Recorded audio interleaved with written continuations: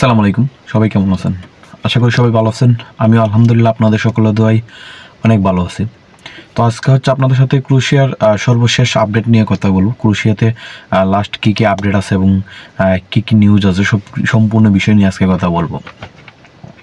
তো অনেকে অনেক ধরনের কথা বলতেছে, বা অনেক এজেন্টরা অনেক ধরনের কথা বলতেছে, অনেক পাবলিকরা অনেক ধরনের কথা বলতেছে, যারা অনেক ক্রোয়েশিয়াতে যারা ফাইল দিয়ে রাখছে অনেকে অনেক ধরনের কথা বলতেছে, যাদের পারমিট উঠছে, যারা বিএফএস এর মধ্যে জমা দিছে তারা অনেক ধরনের কথা বলতেছে, যারা এম্বাসিতে সাবমিট করছে তারা অনেক ধরনের কথা বলতেছে। তো আজকে সম্পূর্ণ বিষয় সবার সম্পূর্ণ যে কথাগুলো আছে সবগুলো নিয়ে হচ্ছে আজকে কথা বলবো আর কি। তো প্রথমত হচ্ছে যাদের পারমিট উঠছে, যারা বিএফএসে জমা দিয়েছেন তাদের কোনো চিন্তা নাই। ইনশাল্লাহ তাদের কোম্পানি যদি ভালো থাকে এবং আপনাদের পারমিটগুলো যদি রিয়েল পারমিট হয় এবং আপনাদের কোম্পানি যদি সাপ্লাই কোম্পানি না হয়, সেই ক্ষেত্রে আপনাদের ভিসা ইনশাল্লাহ হবে। আপনারা জমা দিয়েছেন এবং আপনারা আশা থাকবেন ইনশাল্লাহ আপনাদের ভিসাগুলো হবে। যারা পারমিট পাইছেন এবং যারা বিএফএসে জমা দিয়া বসে রয়েছেন তাদের ভিসা হবে ইনশাল্লাহ, তারা কোনো চিন্তার কোনো কারণ নাই। তাদের চিন্তার কারণ হচ্ছে আপনাদের কোম্পানি যদি সাপ্লাই কোম্পানি হয় এবং আপনাদের কোম্পানি যদি কাজের যদি কোনো সাইট না দেখাইতে পারে, সেই ক্ষেত্রে আপনাদের ভিসা হইব না আর কি। আপনাদের যাদের সাপ্লাই কোম্পানির পারমিট তাদের ভিসা না হওয়ার সম্ভাবনা আছে, আর যাদের মেইন কোম্পানি এবং তাদের ইনশাল্লাহ ভিসা হবে, আপনাদের কোনো চিন্তার কোনো কারণ নাই। আর দ্বিতীয়ত যে প্রশ্নটা হচ্ছে সেটা হচ্ছে ক্রোয়েশিয়াতে পারমিট এখন উঠতেছে কি না।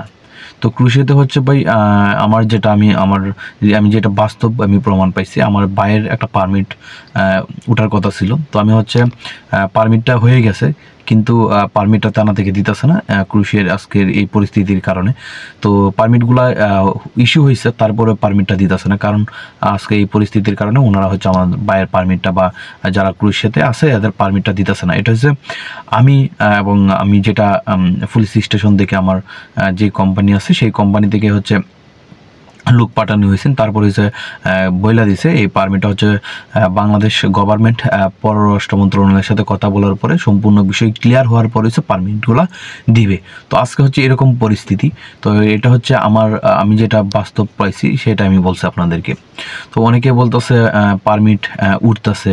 হ্যাঁ, পারমিট উঠছে জানুয়ারি, তো শুরু 3 তারিখে 4 তারিখে পারমিট উঠছে, এটা আমিও স্বীকার করি। 3 তারিখে 4 তারিখে আমিও পারমিট পাইছি, কিছু 3-4টা পারমিট পাইছি। তো এইটা হ্যাঁ 3 তারিখে 4 তারিখে পারমিট উঠছে। তো এগুলা এখন বর্তমানে পারমিটগুলো দিতেছে না। এখন হচ্ছে সম্পূর্ণ বিষয় বাংলাদেশ পররাষ্ট্র মন্ত্রণালয় এবং সবার সাথে কথা টথা বলার পরে ক্লিয়ার হওয়ার পরে তারপরে হচ্ছে পারমিটগুলো উঠবে। তো অনেকে বলতেছে আবার রিয়েল কোম্পানি যেগুলো আছে, ভাই আমি হচ্ছে আমার বাইরের যেটা ছিল সেটা হচ্ছে রিয়েল কোম্পানিতেই, আমি যে কোম্পানিতে কাজ করতেছি সেই কোম্পানি। তো এটা হচ্ছে 100% রিয়েল কোম্পানি, এন কোনো সাপ্লাই কোম্পানি নাই। তো রিয়েল কোম্পানিগুলো হচ্ছে আপনার কাজ চলমান। অনেকে বলতেছে রিয়েল কোম্পানির ভাই কাজ চলমান আছে এবং সাপ্লাই কোম্পানিগুলো বন্ধ। রিয়েল কোম্পানিগুলো এবং সাপ্লাই কোম্পানিগুলো তো এমনিতেই বন্ধ। সাপ্লাই কোম্পানিগুলো হচ্ছে ওনাদেরকে ইনভেস্টিগেশন করবে, ওনাদের কাজের সাইট দেখাইতে হইব, তারপরে হচ্ছে সব কিছু দেখাইতে হইব। তো সাপ্লাই কোম্পানি তো ওনাদের কাজের সাইট দেখানো সম্ভব না। তো রিয়েল কোম্পানিগুলো, হ্যাঁ রিয়েল কোম্পানি যারা আছে তাদের কাজ ইনশাল্লাহ জানি না কি হয়, বাংলাদেশ পররাষ্ট্র মন্ত্রণালয় এবং তারা দেওয়ার পরে যদি আশ্বাস দিতে পারে, তো বাংলাদেশের ক্রোয়েশিয়ার পরিস্থিতি বাংলাদেশিদের জন্য যারা আগে অনলাইন হয়েছে তাদেরগুলা কাজ চলমান শেষ করতে পারে। তো আরেকটা বিষয় হচ্ছে যারা 2024 ডিসেম্বরের আগে যারা ফাইল জমা করছিলেন তাদেরগুলো এখনও হচ্ছে নিষেধ করে নাই। তো তারা হচ্ছে ধৈর্য হারাবেন না, ইনশাল্লাহ আপনাদেরটা একটু সময় লাগতে পারে কিন্তু আপনাদেরটা হওয়ার সম্ভাবনা আছে। আর যারা 25 ফাইল জমা দিতেছেন তাদের হচ্ছে রিয়েল কোম্পানিগুলো যেগুলো আছে এগুলো তো হচ্ছে ফাইল জমা দেন, সমস্যা নাই, কিন্তু একটু কোম্পানিরা যে আপনার ফাইলগুলো জমা দিতেছে সে যত কোনো ক্ষেত্রে যত সাপ্লাই কোম্পানিতে যত ফাইলগুলো জমা না দেয়, তো সেই দিকে একটু খেয়াল রাখবেন।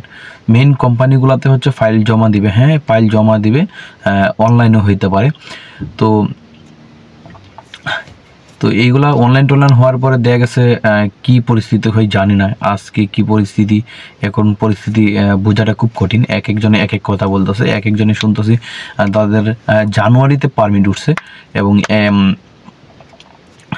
জানুয়ারিতে যাদের পারমিট উঠছে তাদের পারমিটগুলো নাকি ইস্যু উইথড্র করে নিছে পুলিশ স্টেশন থেকে। এরকম এখনও নিউজ আসে নাই, কিন্তু ক্রুশিয়া হেল্পলাইনের মধ্যে আজকে সারাদিন দেখলাম এরকম নিউজ হইতেছে, তাদের পারমিটগুলো নাকি ইস্যুগুলো উইথড্র করছে পুলিশ স্টেশন থেকে, বাতিল করে দিছে।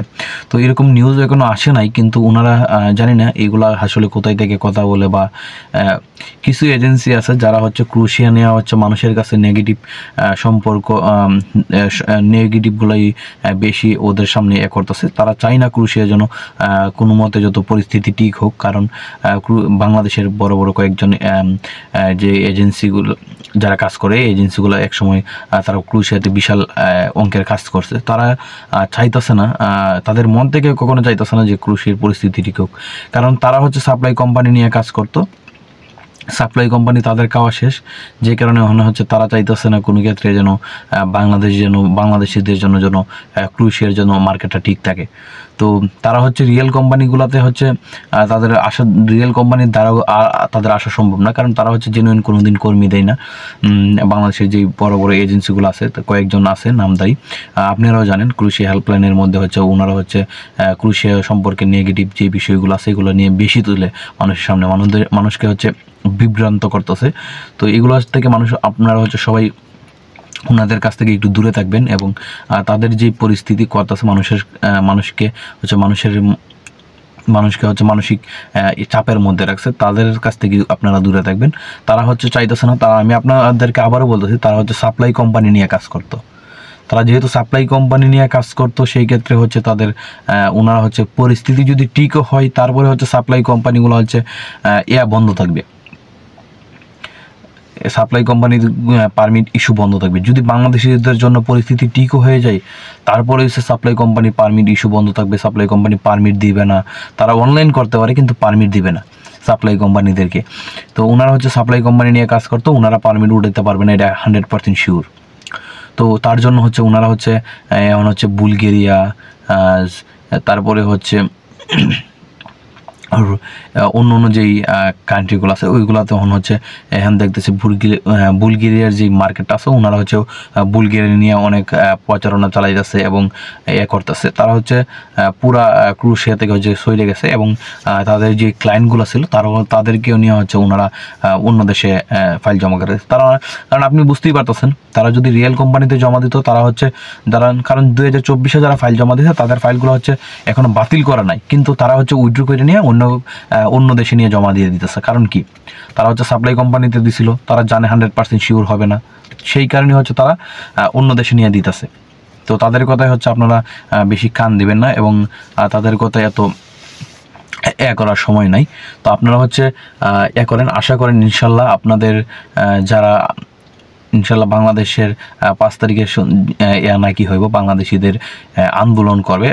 আপনারা যারা বাংলাদেশে আছেন তারা সবাই আন্দোলনে যোগদান করেন, এবং বাংলাদেশিদের একটা আওয়াজ তুলেন যেন বাংলাদেশি এবং ক্রোয়েশিয়ার পরিস্থিতি এবং রোমানিয়ার পরিস্থিতিগুলো ঠিক করুক। কারণ বাংলাদেশের হাজার হাজার মানুষের স্বপ্ন যেটা ইউরোপে ঢোকার, সেই স্বপ্নটা হচ্ছে ক্রোয়েশিয়া এবং রোমানিয়া বাস্তবায়ন করতে পারে। তো ক্রোয়েশিয়া রোমানিয়ার মাধ্যমে আপনারা অনেক সহজেই ঢুকতে পারবেন, এটা আপনারাও জানেন। আপনারা হচ্ছে 5 তারিখে যে আন্দোলনটা হবে, এবং সবাই ঠিকানাটা জেনে নেবেন। জানার পরে হচ্ছে আপনারা যার যে অবস্থান আছে সেই অবস্থান থেকে হচ্ছে আপনারা আওয়াজ তোলেন যেন ক্রোয়েশিয়ার পরিস্থিতি এবং রোমানিয়ার পরিস্থিতি যেন ঠিক হয়। তো সবাই এটা করেন, কারণ বাংলাদেশিদের একটা ইমেজ তৈরি করেন যে আমরা বাংলাদেশে আসার পরে থাকবো, যারা আসতেছে তাদেরকে হচ্ছে আমাদের পরিচিত কেউ যদি ক্রোয়েশিয়া আসতেছে ইদানিং যাদের বিষয়গুলো হয়েছে তাদেরকে হচ্ছে আমরা রিকোয়েস্ট করবো, হ্যাঁ আপনারা যেন ক্রোয়েশিয়াতে আসার পরে যেন থাকেন। দেখা গেছে কিছু লোক আসার পরে যদি জানুয়ারিতে যারা আসতেছে তারা যদি আসার পরে যদি ক্রোয়েশিয়াতে থাকে, দেখা গেছে একজনও চলে যেতেছে না, সেই ক্ষেত্রে হচ্ছে ক্রোয়েশিয়ার গভর্নমেন্টও চিন্তা করতে পারে না, তাদের মনে হয় যেই এটা ছিল সমস্যাটা ছিল সেটা মনে হয় ঠিক হয়ে গেছে, তো ওদের পরিস্থিতিটা ঠিক করা যেতে পারে। তো যেমন বাংলাদেশের পারমিট এবং উজবেকিস্তানের পারমিট ছিল, আমি যেটার কথা বলতেছি সেই কোম্পানিতে। তো উজবেকিস্তানের পারমিটগুলো একই সাথে অনলাইন হয়েছে, একই সাথে কন্ট্যাক্ট পেপার দিছে, একই সাথে সব কিছু হয়েছে। পুলিশ স্টেশন থেকে বলছে পারমিটগুলো আনার জন্য, কিন্তু উজবেকিস্তানের পারমিটগুলো দিয়ে দিছে, কিন্তু বাংলাদেশের পারমিটগুলো রেখে দিছে। তো এই হচ্ছে বাংলাদেশিদের পরিস্থিতি। জানি না ঠিক হবে কি না, এটা আসলে এখন হচ্ছে অগ্রিম বলাটা অসম্ভব। তো আমরা হচ্ছে নিজের যার যে অবস্থান আছে এই অবস্থান থেকে যদি আওয়াজ তুলে এবং সবাই যদি করি, বাংলাদেশ গভর্নমেন্টের কাছে যদি আমরা আবেদন করি না আমাদের ক্রুশিয়ার যে ইউরো এটা ঠিক করার জন্য, শ্রমবাজার ঠিক করার জন্য, রোমানিয়ার শ্রমবাজার ঠিক করার জন্য, এবং যেটা আছে হাঙ্গারির শ্রমবাজার ঠিক করার জন্য, মাল্টার শ্রমবাজার ঠিক করার জন্য, এগুলো হচ্ছে মানুষের এই যেই রাষ্ট্রগুলো আছে রোমানিয়া, ক্রোয়েশিয়া, হাঙ্গারি, মাল্টা, তারপর এইগুলা দেশ হচ্ছে আমাদের ইউরোপে আসার একটা সহজ উপায় ওয়ার্ক পারমিটের মাধ্যমে। আমরা হচ্ছে এগুলো যদি বন্ধ হয়ে যায় বাংলাদেশের মানুষের ইউরোপের স্বপ্ন একবারই রাস্তা বন্ধ হয়ে যাবে। তো আপনারা হচ্ছে যার যে অবস্থান থেকে সবাই করেন। আর এই হচ্ছিল ক্রোয়েশিয়ার সর্বশেষ আপডেট। এখন হচ্ছে কি পরিস্থিতি, সামনে কি আপডেট আসে ইনশাল্লাহ আপনাদেরকে জানানো হবে। তো সবাই ভালো থাকবেন, সুস্থ থাকবেন, আল্লাহ হাফেজ।